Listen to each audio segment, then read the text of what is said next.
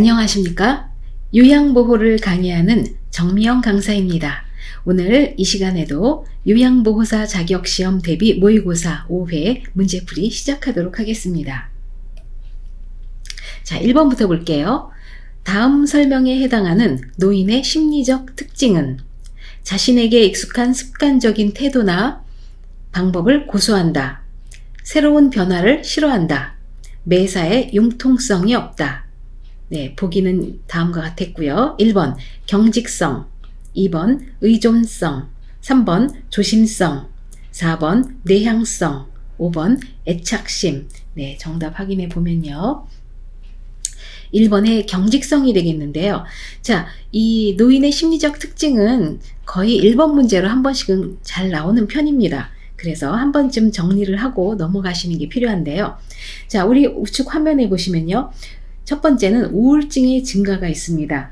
이 우울증의 증가는요, 흥미나 의욕이 상실되고요, 주변 사람을 적대적으로 대하게 되는 특징이 있고요. 자, 두 번째는 내향성의 증가가 있습니다. 사회활동이 감소하고 타인과의 만남을 기피하게 됩니다. 그리고 세 번째는 조심성의 증가인데요. 네, 일의 결과를 중시하고 자신감이 저하되고요, 매사에 신중하고 중립을 지키려고 하는 그런 모습을 보입니다. 그리고 네 번째, 경직성의 증가인데요. 네, 융통성이 없고요. 도전적인 일을 꺼리게 되고요. 익숙한 것 좋아합니다. 그래서 자신에게 익숙한 습관적인 태도나 방법을 고수하는 경향이 있죠.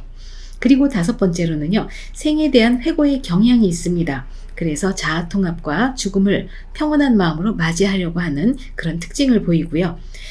여섯 번째로는 친근한 사물에 대한 애착심을 갖습니다. 그래서 과거를 회상하고 자기 정체감을 유지하려는 것, 이런 것들 보이고요. 그리고 유산을 남기려는 경향을 보여서 자신의 흔적을 후세에 남기고 싶어 합니다. 그리고 마지막으로는 의존성의 증가가 있는데요. 신체적, 경제적, 정신적, 사회적, 심리적, 정서적으로 의존하게 되는 경향이 있죠. 네, 여기서 빨간색으로 좀 표시한 것들이 시험에서 좀 잘 나오는 내용들입니다. 그래서 네, 여기 보기에 나와 있는 것은 1번의 경직성에 해당되겠죠. 네, 다음 문제 보겠습니다.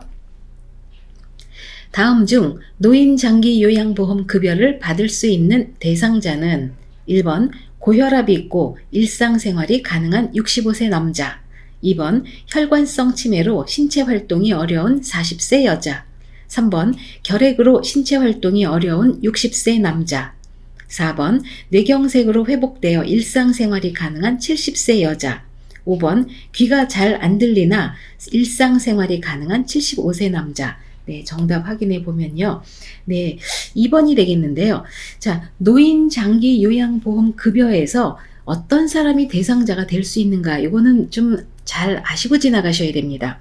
자, 우리 노인 장기 요양 보험법에 의거해서 보면요. 장기 요양 급여 수급자는요, 65세 이상인 자이고요. 그 다음에는 65세 미만이지만 노인성 질병을 가진 자로 거동이 불편하거나 또는 치매 등으로 인지가 저하되어서 6개월 이상의 기간 동안 혼자서 일상생활을 수행하기 어렵다고 인정되는 자가 해당이 됩니다.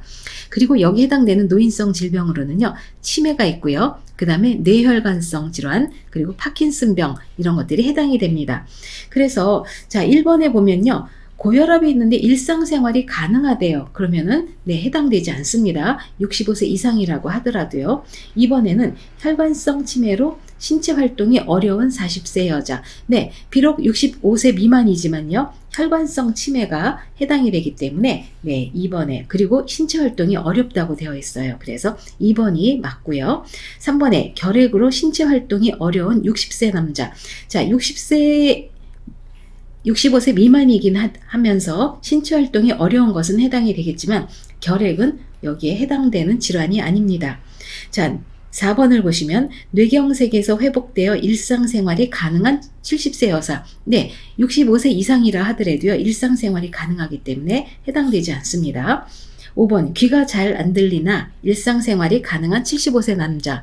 네, 뭐 난청이나 이런 것 상관없고요. 일상생활이 가능하기 때문에 역시 해당이 되지 않습니다. 그래서 해당되는 것은 혈관성 치매로 신체 활동이 어려운 40세 여자 되겠습니다. 3번 노인 장기 요양 인정 신청 및 판정 절차에 대한 설명으로 옳은 것은 1번 장기 요양 인정 신청은 본인, 가족만 가능하다. 2번 장기 요양 인정 방문 조사는 등급판정위원회에서 실시한다. 3번 지방자치단체는 장기 요양 인정서를 국민건강보험공단에 제출한다. 4번 신청자의 심신 상태에 따른 최종 등급 판정은 장기 요양기관에서 한다. 5번 개인별 장기 요양 이용 계획서는 국민건강보험공단이 수급자에게 제공한다. 네, 정답 살펴보면요. 네, 5번이 되겠는데요. 자, 1번부터 좀 구체적으로 보겠습니다. 1번에 장기 요양 인정 신청은 본인 가족만 가능하지 않습니다. 네, 본인 가족 이외에요. 사회복지 전담 공무원, 그 다음에 치매 안심센터의 장, 그 다음에 시장, 군수, 구청장이 지정하는 자들이 대리 신청을 할 수가 있고요. 만약에 사회복지사나 치매 안심센터 장이 대리 신청하는 경우에는요, 본인이나 가족의 동의를 꼭 받아야 합니다. 그래서 1번은 틀렸고요. 2번, 장기 요양 인정 방문 조사는 등급판정위원회에서 실시한다. 네, 자, 방문 조사는 어떤 사람들이 하냐면요, 그 소정의 교육을 이수한 국민건강보험공단 직원입니다. 주로 사회복지사나 간호사가 되겠습니다. 다음 3번 지방자치단체는 장기요양 인정서를 국민건강보험공단에 제출한다 그랬는데요. 자, 이거는 다 틀렸어요. 자, 국민건강보험공단은 등급 판정을 받은 대상자에게 장기요양 인정서를 지급해 주는 거죠. 자, 4번에 신청자의 심신상태에 따른 최종 등급 판정은 장기요양기관에서 한다? 아닙니다. 장기요양기관이 아니고요. 등급판정위원회에서 하는 것이죠. 네, 5번에 개인별 장기요양 이용 계획서는 국민건강보험공단이 수급자에게 제공한다. 맞습니다. 국민건강보험공단이 수급자에게 최종적으로 제공해 주는 것이죠. 다음 문제 보겠습니다. 4번 등급 판정을 받은 대상자가 장기 요양 서비스를 받으려고 할 때 기관에 제출해야 하는 것은 1번 방문일지, 2번 욕구 사정지, 3번 인수인계서, 4번 장기 요양 인정서, 5번 급여 제공 계획서. 정답을 살펴보면요. 네, 장기 요양 인정서인데요. 자, 등급 판정을 받고 나서 대상자가 장기 요양 서비스를 받으려고 하면요. 자, 제가 여기 우측에 가지고 왔는데요. 첫 번째는 장기 요양 인정서를 제출해 줘야 되고요. 장기 요양 기관에다 제출하는 겁니다. 그리고 두 번째는요. 개인별 장기 요양 이용 계획서를 제출해 줘야 됩니다. 그래서 여기서 맞는 것은 4번 장기 요양 인정서가 되겠습니다. 대상자에게 제공하는 가사 및 일상생활 지원에 해당하는 것은 1번 좋아하는 시를 읽어준다. 2번 대상자와 함께 보건소 방문을 한다. 3번 전화로 안부를 묻고 욕구를 파악한다. 4번 대상자가 앉았다 일어서는 행동을 도와준다. 5번 실금으로 더러워진 옷을 갈아입히고 정리한다. 네, 정답 확인해 보면요. 자, 2번이 되겠는데요. 자, 문제에서 묻는 것은요. 가사 및 일상생활 지원에 해당되는 내용을 묻습니다. 자, 가사 및 일상생활 지원에 해당되는 것은요. 개인활동 지원, 그리고 식사준비 세탁, 청소 및 주변 정돈이 해당이 됩니다.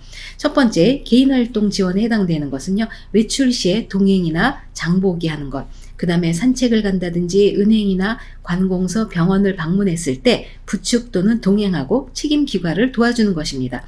이것이 모두 개인활동 지원에 들어가고요. 자, 두 번째는 일상생활 지원인데요. 여기서는요, 식사를 준비해 준다든지 청소 및 주변 정돈, 세탁, 그 다음에 대상자를 위한 음식물을 조리한다든지 설거지를 한다든지 주방 정리, 청소 및 정돈, 의복 세탁, 관리 이런 것들이 모두 해당이 됩니다. 자, 문제에서 묻는 것은 가사 및 일상생활 지원에 대해서 물어봤는데요. 자, 1번 보겠습니다. 좋아하는 시를 읽어준다? 네, 이거는 정서 지원에 해당됩니다. 2번에 대상자와 함께 보건소를 방문한다. 맞죠? 네, 개인활동 지원에 해당되는 내용이기 때문에 네, 2번 답이 되겠습니다. 3번에 전화로 안부를 묻고 욕구를 파악한다. 이것은요, 그 정서 지원 및 의사소통에 도움이 되는 내용이 해당이 되겠습니다. 정서 지원이 되겠고요. 자, 4번에 대상자가 앉았다 일어서는 행동을 도와준다. 이거는 신체활동 지원에 해당되겠습니다. 신체활동 지원. 자, 5번 실금으로 더러워진 옷을 갈아입히고 정리한다. 이것도 역시 신체활동 지원에 해당되는 내용이죠. 그래서 맞는 것은 2번이 되겠습니다. 요양보호 서비스 제공 원칙으로 옳은 것은 1번 동일한 종교를 가진 대상자를 선호한다. 2번 업무 효율을 위해 권위적인 태도를 유지한다. 3번 동료 요양보호사와 경쟁하는 자세를 갖는다. 4번 대상자의 잔존 능력을 고려하여 서비스를 제공한다. 5번 대상자의 생활 방식을 요양보호사의 기준에 맞춘다. 네, 정답 확인해 보면요. 4번이 되겠는데요. 자, 요양보호 서비스 제공 원칙입니다. 제공 원칙이 키워드가 되겠고요. 1번에 종교 가지고 우리가 차별하지 않죠. 2번에 권위적인 태도 좋지 않습니다. 3번에는 경쟁하는 자세 이런 것들 서비스를 제공하는데 도움이 되지 않고요. 4번에는 대상자의 잔존 능력을 고려해서 서비스를 제공한다. 아주 좋은 자세죠. 우리 요양보호를 할 때 세 가지 우리가 기억해야 될 것이 있습니다. 대상자의 잔존 능력을 유지하고요. 대상자의 잔존 능력을 보존해주고요. 그리고 마지막으로는 대상자의 잔존 능력을 증진시켜주는 그런 노력이 필요합니다. 그래서 답은 4번이 되겠고요. 5번에 대상자의 생활 방식을 요양보호사의 기준에 맞추는 것이 아니죠. 대상자에게 맞춰줘야 됩니다. 다음 보겠습니다. 다음에서 설명하는 시설 대상자의 권리는 노인의 권익 신장을 위한 상담과 구제에 적극적인 조치를 취한다. 전화나 면회로 가족과의 유대감을 이루게 한다. 1번 질 높은 생활 서비스를 받을 권리. 2번 충분한 정보를 제공받을 권리. 3번 존엄한 존재로 대우받을 권리. 4번 사생활과 비밀 보장에 대한 권리. 5번 개인적 견해를 표현하고 해결을 요구할 권리. 네, 정답 확인해 보면요. 네, 3번에 존엄한 존재로 대우받을 권리에 해당됩니다. 자, 이 권익신장에 해당된다든지 전화나 면회로 가족과의 유대감을 이루게 하는 것은요, 모두 존엄한 권리로 대우받을 권리에 해당됩니다. 다음 문제요. 다음 내용에서 파악할 수 있는 요양보호사의 노인학대 유형은 대상자만 따로 식사하게 한다. 대상자의 이성교제를 방해한다. 대상자의 말과 행동에 반응하지 않는다. 네, 1번 유기, 2번 방임, 3번 신체적 학대, 4번 정서적 학대, 5번 경제적 학대. 네, 정답 확인해 보면요. 네, 정서적 학대에 들어가는데요. 자, 우리 정서적 학대 내용을 좀 구체적으로 한번 살펴보면요. 첫 번째는요, 노인과의 접촉을 기피합니다. 네, 그래서 대상자만 따로 식사하게 하는 것 해당이 되겠죠. 두 번째는 노인의 사회관계 유지를 방해한다. 네, 이것도 역시 이성교제를 방해하는 것이 해당이 되겠습니다. 세 번째, 노인을 협박하는 언어적 표현이나 감정을 상하게 하는 행동을 한다. 네, 이것도 정서적 학대에 들어가고요. 자, 노인과 관련된 결정사항의 의사결정 과정에서 노인을 소외시킨다. 예를 들면 집안 경조사에 참여시키지 않는다든지 이런 것들이 모두 해당이 됩니다. 그래서 우리 보기에 나왔던 내용들은요, 따로 식사를 한다든지 이성교제를 방해한다든지 말과 행동에 반응하지 않는 것 모두 정서적 학대에 해당되겠습니다. 제가 방문 시 대상자의 피부와 머리에 상처가 나고 출혈 흔적이 있는 경우 요양보호사의 대처 방법으로 옳은 것은 1번 시설에 보고한다. 2번 노인보호 전문기관에 신고한다. 3번 동료 요양보호사와 의논한다. 4번 방문간호사에게 보고한다. 5번 대상자 자녀에게 말한다. 네, 정답은요. 네, 2번에 노인보호 전문기관에 신고하는 것이죠. 네, 지금 문제에서는요, 대상자 머리와 피부에 상처가 있고 출혈 흔적이 있어요. 그랬을 때는 빨리 학대가 의심되기 때문에 노인보호 전문기관에 신고해야 됩니다. 다음, 요양보호사의 임금 구성 항목과 취업 규칙을 명시하도록 규정해 놓은 법은 1번 근로기준법, 2번 국민건강보험법, 3번 산업안전보건법, 4번 사회보장기본법, 5번 산업재해보상보험법. 네, 정답 확인해 보면요. 근로기준법이 되겠는데요. 자, 요양보호사로 일을 시작하게 되면요. 장기요양기관과 근로기준법에 의거해서 근로계약을 해야 합니다. 자, 그러면은 근로에 따라서 근로기준법에 따라서 근로계약을 하게 되면요. 근로계약서에 명시되어야 될 사항들이 있습니다. 첫 번째는요. 임금 및 근로시간이 기재가 되어 있어야 합니다. 임금의 구성 항목이라든지 그리고 계산 방법, 지불 방법들이 모두 포함이 됩니다. 자, 두 번째로는요. 취업의 장소와 종사해야 할 업무에 관한 사항들이 기록이 있어야 되고요. 그 다음에 세 번째로는 취업 규칙 내용이 있어야 되고요. 또 네 번째로는 종사자가 기숙하는 경우에는 기숙사 규칙에 정한 사항들이 포함이 되어야 됩니다. 그래서 대개 1번과 2번, 3번이 가장 중요한데요. 자, 그러면 문제에서는요. 임금 구성 항목과 취업 규칙이 명시하도록 규정해 놓은 법, 이런 것에 해당되는 것은 모두 근로기준법에 해당됩니다. 11번 요양보호사의 직업윤리로 옳은 것은 1번 관장의 지시는 선택하여 따른다. 2번 대상자의 사적 정보를 외부 기관과 공유한다. 3번 요양보호사와 대상자가 대등한 관계임을 인식한다. 4번 대상자의 질병 악화가 판단될 때는 병원에 입원시킨다. 5번 법적인 소송에 휘말리지 않기 위해 신체 접촉은 하지 않는다. 네, 정답은요. 네, 3번이 되겠는데요. 자, 문제 키워드는 직업윤리입니다. 자, 관장의 지시를 선택해서 따르는 것이 아니죠. 분명하게 의문이 있을 때는 질문해야 되고요. 그리고 지시는 따라줘야 됩니다. 이번에 대상자의 사적 정보를 외부 기관과 공유하면 안 되죠. 네, 대상자의 사생활을 존중해 주고요. 그 다음에 업무상 알게 된 개인정보는 비밀로 유지해 줘야 됩니다. 자, 3번에 요양보호사와 대상자가 대등한 관계임을 인식한다. 네, 상호 대등한 관계입니다.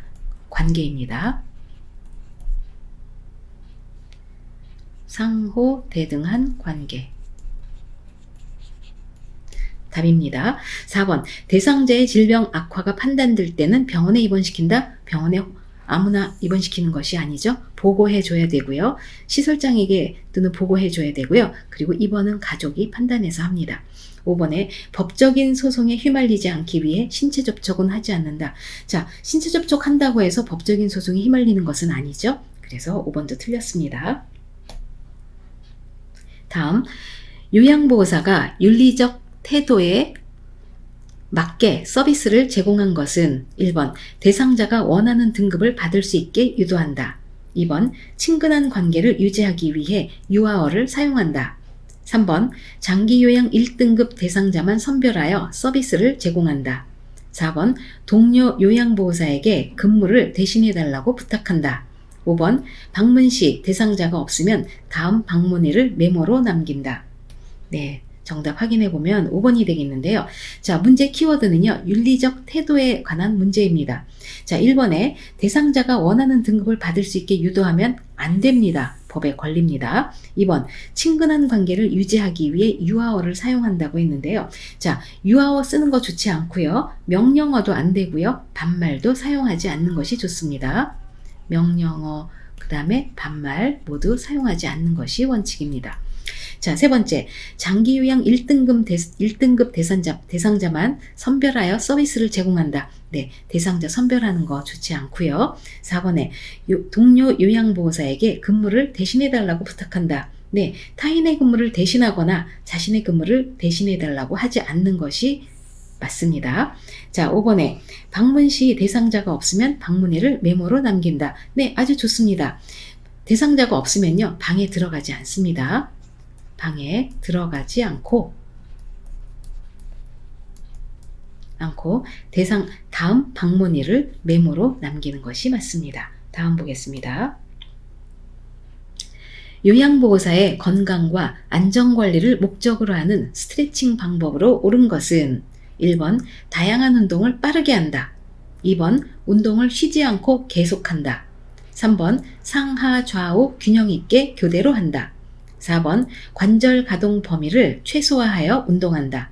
5번 통증이 느껴질 정도로 격하게 한다. 네, 정답 확인해 보면요. 3번이 되겠는데요. 자, 스트레칭 방법에 관한 문제입니다. 자, 오른쪽에 정리를 해봤는데요. 스트레칭 시 주의사항 보겠습니다. 스트레칭 할 때는요, 같은 동작을 5번에서 10번 반복하는 것이 좋고요. 동작과 동작 사이에 5에서 10초 정도 쉬어줘야 됩니다. 그리고 동작을 할 때는 천천히 안정되게 해주는 것이 좋고요. 자, 통증을 느끼지 않고 시원하다고 느낄 때까지 계속합니다. 통증 느끼면 스트레칭이 아닙니다. 자, 네 번째는요. 스트레칭 자세로 10 내지 15초 정도 유지해줘야 근섬유가 늘어나서 충분한 효과를 볼 수가 있습니다. 그리고 상하 좌우 균형 있게 교대로 하고요. 호흡은 편안하고 자연스럽게 합니다. 그래서 여기서 맞는 것은 3번의 상하 좌우 균형 있게 교대로 한다 되겠습니다. 요양보호사의 감염 예방 방법으로 옳은 것은 1번 서비스 제공 시 멸균 장갑을 착용한다. 2번 분비물 접촉 후에는 휴지로 손을 닦는다. 3번 주기적으로 스테로이드 약물을 복용한다. 4번 감염 증상이 나타나면 예방접종을 한다. 5번 임신한 경우 수두, 풍진, 감염 대상자와 접촉하지 않는다. 네, 정답을 확인해 보면요. 네, 5번째 5번에 임신한 경우 수두, 풍진, 감염 대상자와 접촉하지 않는다가 맞습니다. 자, 1번에는요. 서비스 제공 시 멸균 장갑이 아니죠. 일회용 장갑을 사용해도 됩니다. 멸균 장갑은요. 수술할 때 주로 많이 씁니다. 2번 분비물 접촉 후에는 휴지로 손을 닦는다. 네, 휴지로 손을 닦는 것보다는요. 물과 비누로 손을 씻는 것이 좋습니다. 그 다음 3번 주기적으로 스테로이드 약물을 복용한다. 자, 스테로이드 약물을 장기 복용하면요. 면역력이 떨어집니다. 좋은 방법 아닙니다. 면역력 저하가 옵니다. 4번 감염 증상이 나타나면 예방접종을 한다. 자, 감염 증상이 나타났을 때 예방접종하면 늦죠. 네, 미리 하는 것이 좋습니다. 감염 증상이 나타나면 병원에 가야 됩니다. 5번 임신한 경우 수두, 풍진, 감염 대상자와 접촉하지 않는다. 맞습니다. 임신한 임산부가 수두나 풍진 감염 대상자와 접촉하면요. 기형아를 낳게 됩니다. 그래서 기형아 출산을 방지하기 위해서는 만나지 않는 게 좋습니다. 다음 보겠습니다. 위염으로 명치 부위에 통증과 구토 증상이 있을 때 도움이 되는 방법은 1번 하복부를 마사지한다. 2번 차가운 음료를 마신다. 3번 처방받은 제산제 복용을 중단한다. 4번 양손으로 상복부를 밀어 올린다. 5번 하루 정도 금식하여 위의 부담을 덜어준다. 네, 정답은요 5번이 되겠는데요. 자, 문제에서는요 위염인데 명치 부위에 통증이 있는 데다가 구토가 아주 심하다고 했습니다. 자, 구토가 심할 때는요 무엇을 먹어도 계속 구토하기 때문에 5번에 하루 정도 금식해서 위의 부담을 덜어주는 것이 좋습니다. 그리고 나서 음식을 시작할 때는요 미음으로 시작하고요. 그러면서 점점점 된 죽으로 드시는 게 좋습니다. 그래서 여기서는 답은 5번이 되겠습니다. 반복적으로 설사를 하는 대상자를 돕는 방법으로 옳은 것은 1번 충분한 수분을 섭취한다. 2번 하재를 복용한다. 3번 기름진 음식을 제공한다. 4번 카페인 음료를 제공한다. 5번 맵고 자극적인 음식을 제공한다. 네, 정답 확인해 보면요 1번이 되겠는데요. 자, 문제 키워드는요 반복적으로 설사를 하는 대상자입니다. 자, 설사를 할 때는요 탈수가 가장 우려됩니다. 그래서 탈수를 방지해야 되기 때문에 탈수 방지하기 위해서는 1번에 충분한 수분을 섭취합니다. 자, 2번에 하재가 나오는데요. 하재는요 변비 완화를 위해서 먹는 약이기 때문에 설사할 때 하재를 먹으면 설사가 더 심해집니다. 자, 그리고 3번과 4번에 기름진 음식, 카페인 음료, 5번에 맵고 자극적인 음식 모두 다 설사를 더 심하게 하기 때문에 이런 것들은 드시지 말아야 됩니다. 다음 보겠습니다. 노화에 따른 심혈관계 변화로 옳은 것은 1번 심박동수 증가, 2번 심근의 탄력성 감소, 3번에 심근의 두께 감소, 4번 최대 심박출량 증가, 5번 말초로부터 심장으로의 혈액순환 증가. 네, 정답 보면요 네, 2번이 되겠는데요.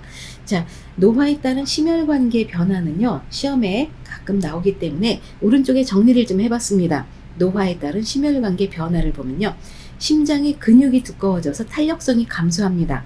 자, 좌측에 보시면 심장의 구조 그림이 있는데요. 자, 심장의 근육은 이 부분을 말합니다. 이 부분이 수축과 이완을 해서 우리 혈액이 모두 우리 몸에서 혈액순환이 이루어지는데요. 이 심장의 근육이 나이가 들면서 두꺼워집니다. 자, 근육이 두꺼워지면 일의 효율성은 떨어지기 때문에 탄력성이 감소합니다. 자, 두 번째, 최대 심박출량과 심박동수가 감소한다. 자, 최대 심박출량은요, 그 한 번에 심장이 수축했을 때 분출하는 혈액의 양을 말하고요. 심박동수는 맥박수하고 같습니다. 근데 이런 것들이 감소하게 되고요. 자, 세 번째는요, 말초 혈관으로부터 심장으로의 혈액순환이 감소가 옵니다. 자, 이것은요, 말초까지 갔던 혈액이 다시 심장으로 돌아오는데 조금 더 힘들어진다는 얘기입니다. 그리고 기립성 저혈압이 발생하고요. 하지의 부종과 정맥류, 항문에 치질이 발생하게 됩니다. 이런 특징을 겪게 되는데요. 자, 여기서는 변화는요, 2번에 심근의 탄력성이 감소하는 것이 맞죠? 네, 다음 문제 보겠습니다. 18번, 어깨와 무릎에 만성 통증이 있는 퇴행성 관절염 대상자의 통증을 완화할 수 있는 방법은 1번, 침상에서 안정을 취한다. 2번, 통증 부위 관절을 많이 움직이게 한다. 3번, 통증을 느낄 때 얕고 빠른 호흡을 하게 한다. 4번, 규칙적으로 수영 프로그램에 참여하도록 한다. 5번, 근육 긴장 완화를 위해 반복적인 자세를 취하게 한다. 네, 정답 확인해 보면요, 4번이 되겠는데요. 자, 어깨와 무릎에 만성 통증이 있는 퇴행성 관절염이 문제의 키워드입니다. 자, 1번에 침상 안정을 취한다 했는데요. 침상 안정 취하는 것 무조건 좋지 않습니다. 그래서 관절에 부담이 되지 않는 규칙적인 운동이 좋고요. 두 번째, 통증 부위 관절을 많이 움직이게 한다. 많이 움직이면 통증이 더 심해집니다. 그래서 도움이 되지 않습니다. 3번에 통증을 느낄 때 얕고 빠른 호흡을 하게 한다. 자, 여기서는요, 이 얕고 빠른 호흡 이런 것은요, 모두 그 상체, 그 어떤 갈비뼈라든가 이런 곳에 그 골절이 왔을 때, 네, 숨쉬기 어려울 때 얕고 빠른 호흡을 하게 합니다. 그래서 퇴행성 관절염하고는 관련이 없습니다. 4번, 규칙적으로 수영 프로그램에 참여하도록 한다. 네, 아주 좋죠. 관절에 부담이 가지 않는 수영 프로그램이 좋습니다. 우리 몸이 물속에 들어가면요, 부력에 의해서 물에 뜨게 되는데요. 그럴 때 이 그 무릎 관절이 체중을 받지 않습니다. 그렇기 때문에 물속에 있는 것, 수영 프로그램 또는 아쿠아 조깅 이런 것들은 아주 좋죠. 아주 좋습니다. 4번 답이고요.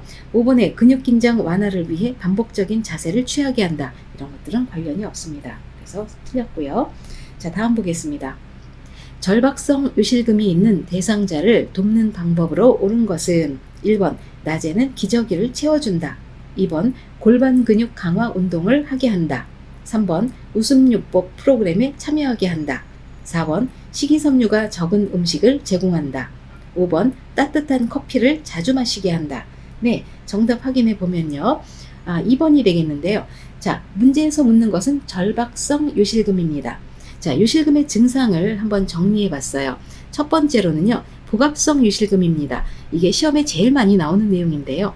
기침을 한다든지 크게 웃는다든지 갑자기, 그 다음에 애치하고 재채기를 한다든지 달리기 한다든지 줄넘기 등을 했을 때 복부 내에 압력이 증가돼서 소변이 나오는 것, 이게 모두 복압성 요실금에 해당됩니다. 자, 이 문제에서 묻고 있는 절박성 요실금은요, 소변을 보고 싶다고 느끼자마자 바로 소변이 나오는 거예요. 그래서 화장실까지 가는 동안에 참아지지 않는 것, 이런 것이 절박성 요실금이 되고요. 자, 세 번째로는 역류성 요실금이 있는데요. 소변이 가득 찬 방광에서 소변이 조금씩 넘쳐서 계속적으로 흘러나오는 것을 말합니다. 자, 1번에 낮에 기저귀를 채워주는 거 맞지 않습니다. 요실금이라고 기저귀 차지 않고요. 자, 2번에 골반 근육 강화 운동하는 거 아주 좋죠. 네, 이 요실금 전체는요, 다 골반 근육 강화 운동하는 것이 아주 도움이 됩니다. 자, 3번에 웃음요법 프로그램에 참여하게 한다. 이러면 어때요? 복압성 요실금이 더 심해지죠. 4번에 식이섬유가 적은 음식을 제공한다. 자, 그럼 변비가 심해지는데요. 변비가 있을 때도 역시 복압성 요실금이 심해집니다. 5번에 따뜻한 커피를 자주 마시게 한다. 네, 카페인 음료 모두 좋지 않습니다. 요실금에. 그래서 맞는 것은 2번이 되겠습니다. 20번 다음 중 욕창이 발생할 가능성이 가장 높은 대상자는 1번 취침 시 자주 뒤척인다. 2번 정상 체중을 유지하고 있다. 3번 낮잠 시간이 점차 줄고 있다. 4번 변비가 있어 물을 많이 마신다. 5번 영양 부족으로 근육이 많이 위축되어 있다. 네, 정답 확인해 보면 5번이 되는데요. 자, 키워드가 욕창입니다. 욕창이 발생할 가능성, 욕창의 발생 요인은요, 좀 알아두셔야 됩니다. 시험에서 자주 묻고 있습니다. 자, 첫 번째는 장기간의 와상 상태. 네, 계속 누워 있으면요, 한쪽 면이 체중의 압력을 받기 때문에 욕창이 발생하기 쉽습니다. 자, 두 번째로는요, 뇌척수 신경 장애로 인한 체위 변경이 어려워요. 체위 변경을 못하면요, 계속 한 곳에서 계속 체중의 압력을 받기 때문에 네, 욕창 발생할 수 있습니다.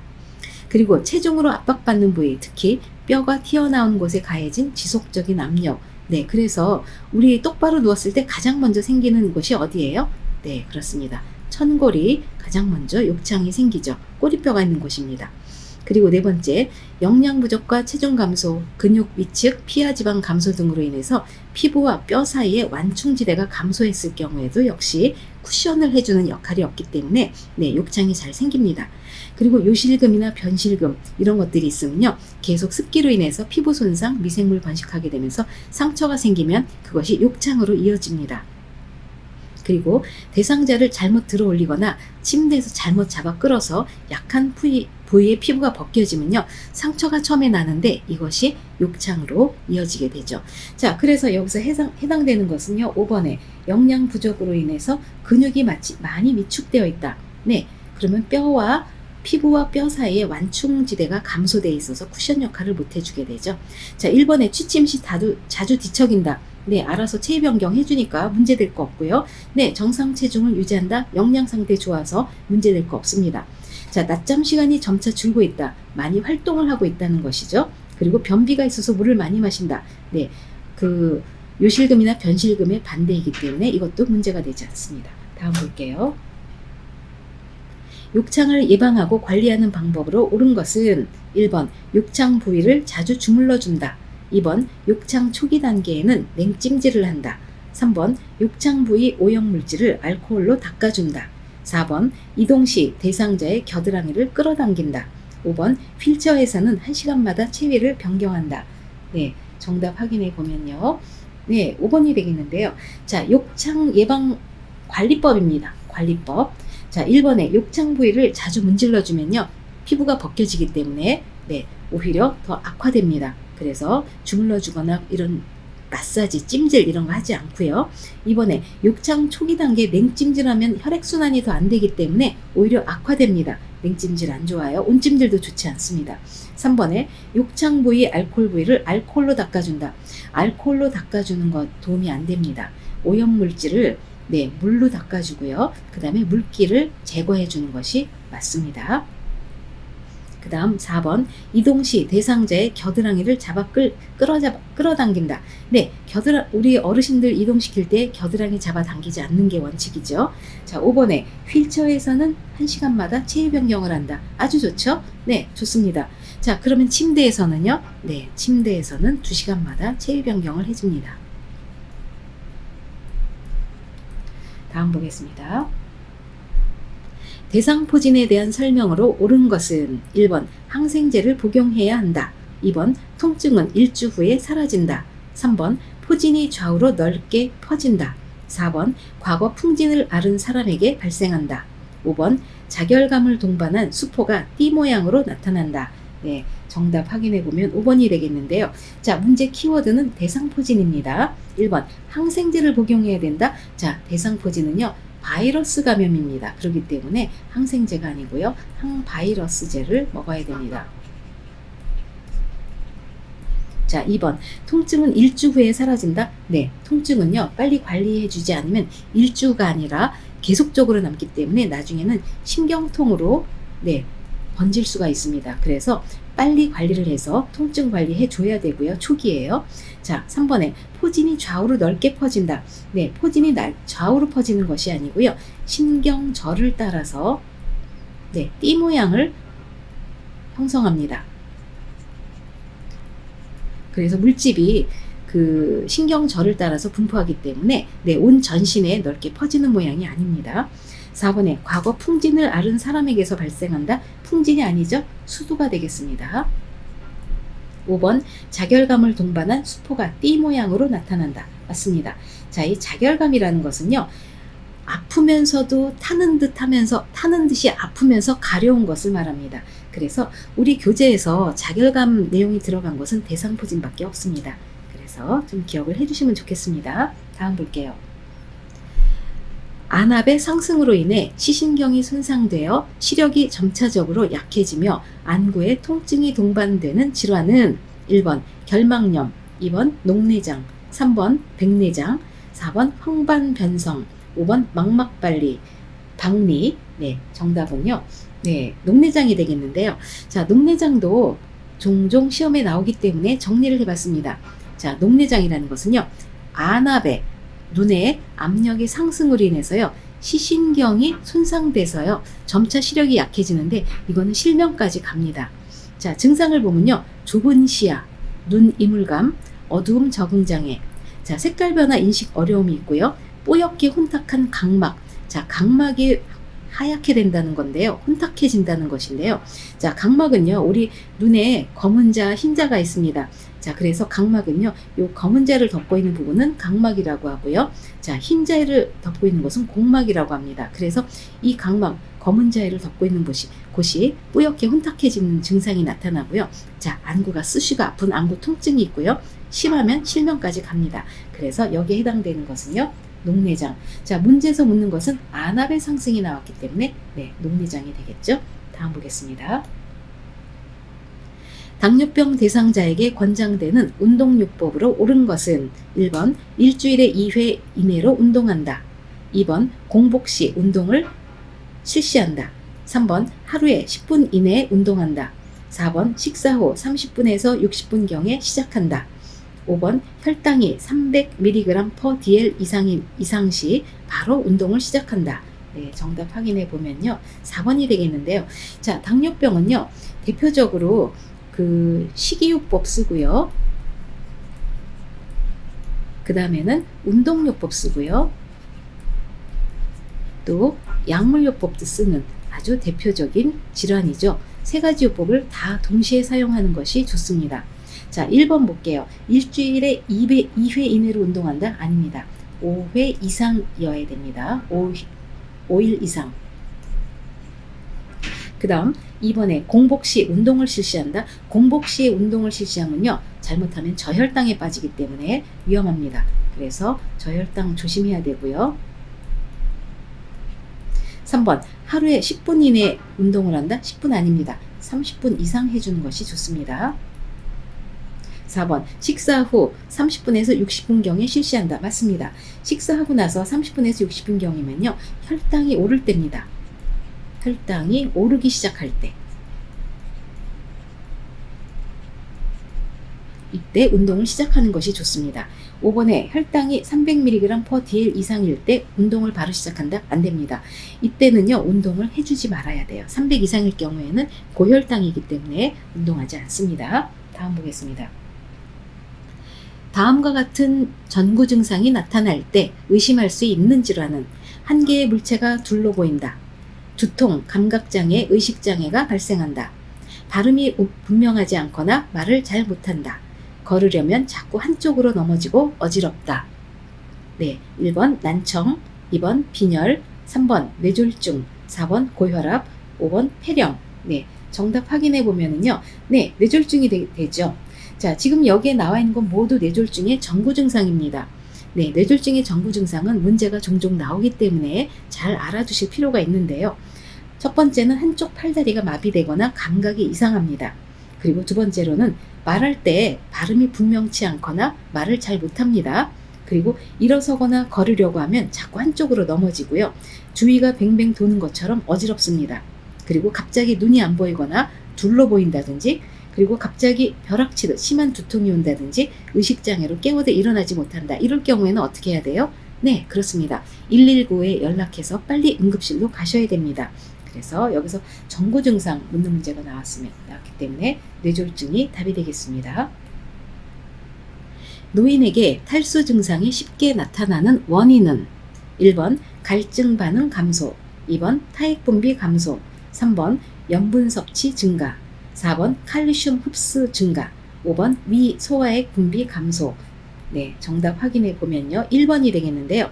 자, 노인은요, 탈수 증상이 쉽게 잘 나타납니다. 그 이유는요, 1번에 갈증 반응이 많이 감소되어 있어요. 갈증 반응이라는 것은 우리가 땀을 많이 흘렸을 때 목이 마르죠. 그래서 우리가 무의식적으로 냉장고로 가서 물을 마시게 되는, 물을 찾는 이런 행동이 갈증 반응인데요.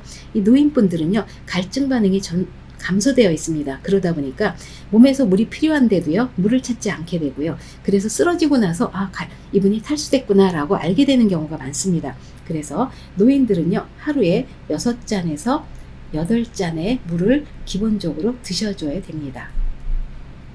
그래서 1번에 여기서 탈수 증상을 알 수 있는 것은 1번에 나타나는 원인은요, 갈증 반응 감소가 되겠습니다. 밤에 잠을 쉽게 이루지 못하는 대상자의 잘못된 생활 습관은 1번 저녁에 과식하지 않는다, 2번 낮 시간에 산책이나 운동을 한다, 3번 침실의 온도를 적절하게 유지한다, 4번 저녁 운동 후 시원한 녹차를 마신다, 5번 매일 일정한 시간에 일어나고 일정한 시간에 잠을 잔다. 네, 정답 확인해 보면 4번이 되겠는데요. 자, 문제에서 묻는 거는요, 불면증에 대한 잘못된 생활 습관을 묻습니다. 자, 여기서 맞는 것은 4번이 되겠는데요. 자, 저녁 운동 후에 시원한 녹차를 마신다. 자, 녹차에는 뭐가 많습니까? 네, 그렇죠. 카페인이 많죠. 그래서 또 저녁에 카페인 많이 있는 걸 드시면 좋지 않죠.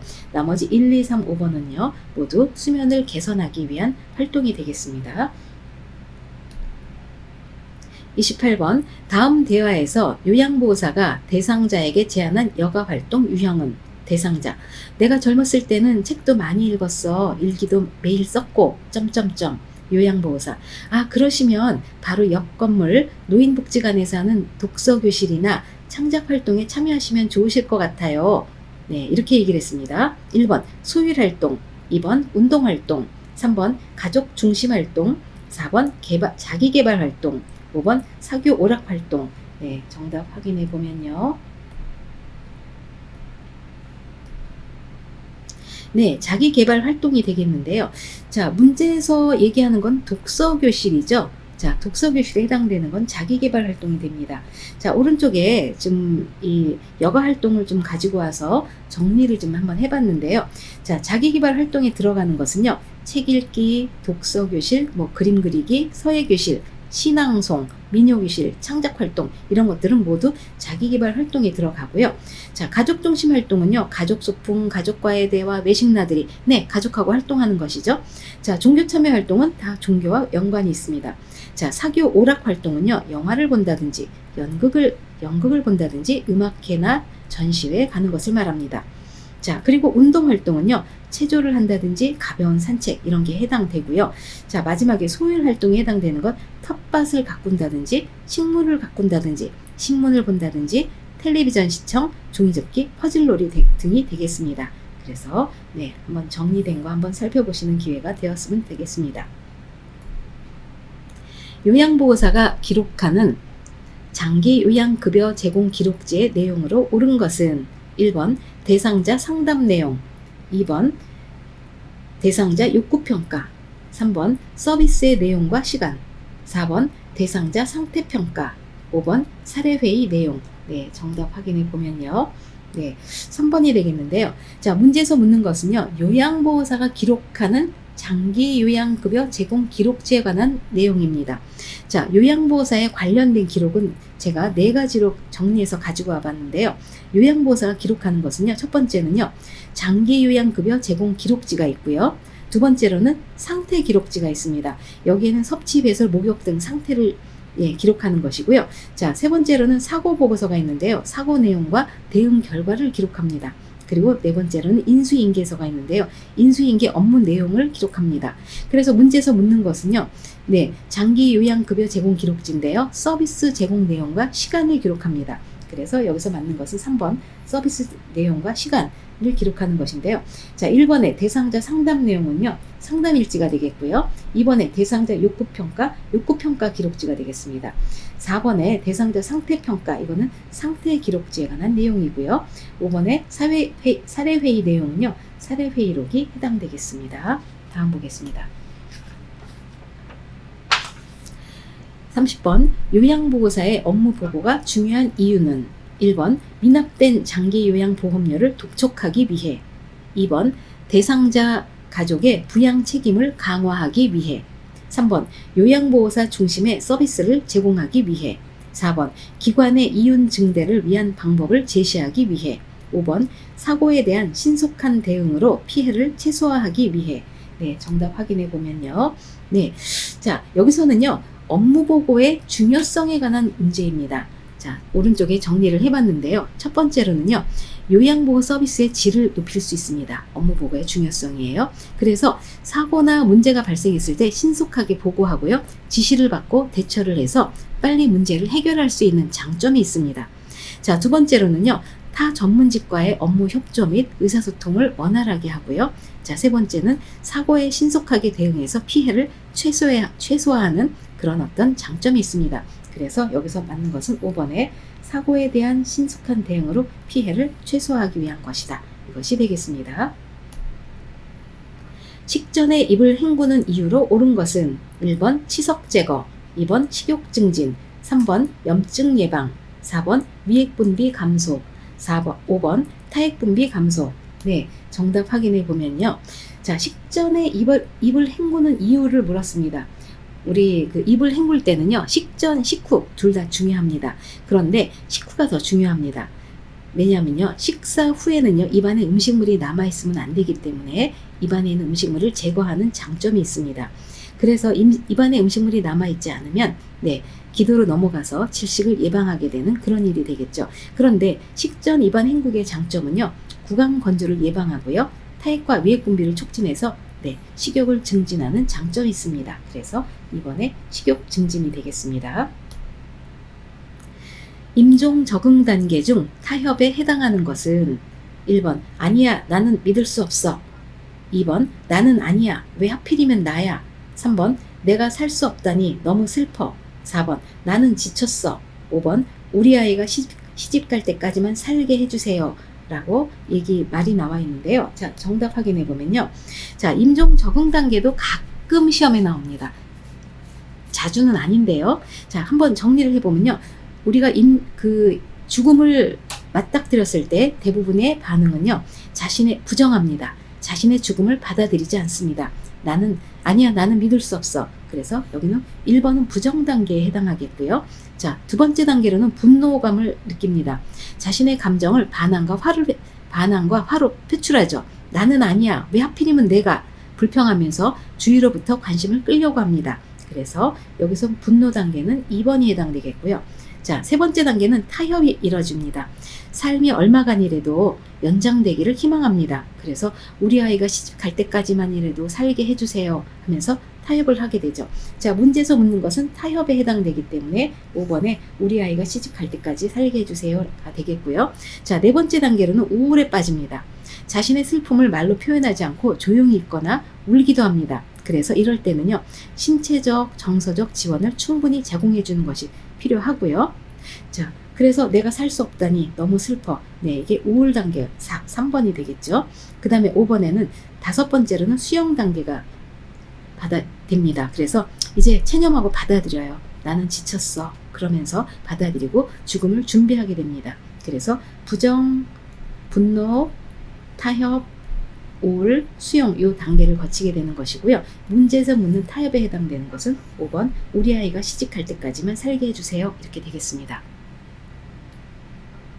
33번 임종 대상자의 존엄성을 지켜주기 위한 요양보호사의 태도로 옳은 것은 1번 병원에서 추천하는 종교의식을 따르게 한다. 2번 임종 장소를 본인이 결정할 수 있도록 돕는다. 3번 혼자서 삶을 정리할 수 있도록 면회를 제한한다. 4번 대상자의 사회생활에 관여하여 문제를 해결해 준다. 5번 음식을 거부하더라도 생명 유지를 위해 억지로 먹인다. 네, 정답은요 2번이 되겠는데요. 자, 문제 키워드는요 임종 대상자의 존엄성입니다. 존엄성을 지키기 위해서는요.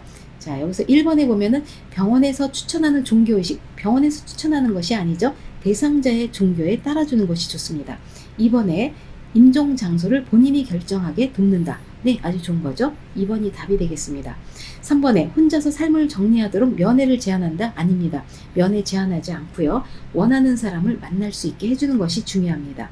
4번에 대상자의 사생활에 관여하여 문제를 해결한다. 절대로 사생활을 관여하고요. 이렇게 나서지 않습니다. 5번에 음식을 거부하더라도 생명 유지를 위해 억지로 먹인다. 네, 여기서 억지로 하는 거. 생명 유지. 본인이 거부하면요. 그 어떤 본인을 존중해 주는 것이 가장 중요합니다. 다음 보겠습니다. 지진 발생 시 안전하게 대피하는 방법으로 옳은 것은 1번 방에 들어가 문을 잠근다. 2번 높은 건물 근처로 대피한다. 3번 의자 뒤에 서서 등받이를 잡는다. 4번 식탁 아래로 대피하여 몸을 웅크린다. 5번 승강기를 타고 신속히 외부로 대피한다. 네, 정답 확인해 보면요. 자, 4번이 되겠는데요. 자, 지진이 발생했을 때 네, 대피 방법이에요. 1번에 방에 들어와서 문을 잠그면 안 됩니다. 문을 잠그고 그러잖아요. 이게 잘못해서 이 나무로 된 집이면요. 집이 삐뚤어지면요. 갇히게 됩니다. 그래서 네, 문 잠그고 숨지 않고요. 2번 높은 건물 근처로 대피한다. 이것도 좋은 방법 아닙니다. 높은 건물에서요. 낙하하는 물건들이 많습니다. 그렇기 때문에 낙하하는 물건에 머리가 다칠 수 있어서 높은 건물을 피하고 건물에서 떨어져 서 있는 것이 중요합니다.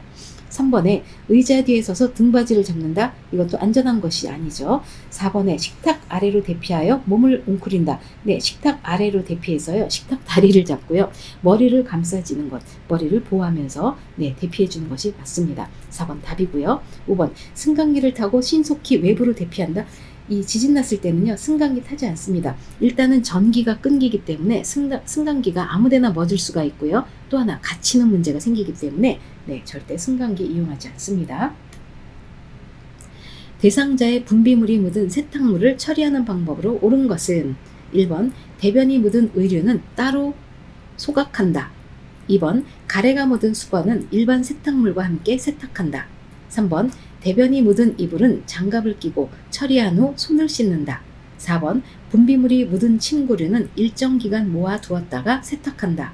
5번 혈액이 묻은 수건을 뜨거운 물로 세탁한 후 찬물로 헹군다. 네, 정답 확인해 보면요.